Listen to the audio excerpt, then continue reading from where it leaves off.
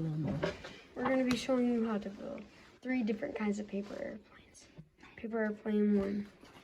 So, got your paper. Fold on one of the corners. 2 of the corners.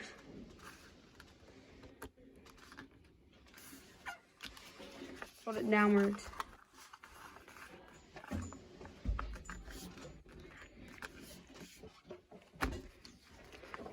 Fold it in diagonally, like that. Turn it.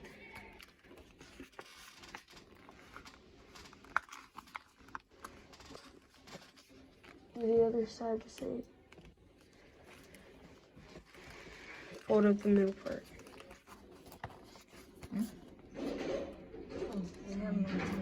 Fold inside out.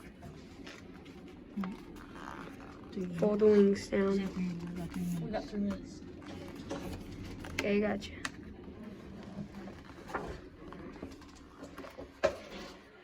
Then you're done.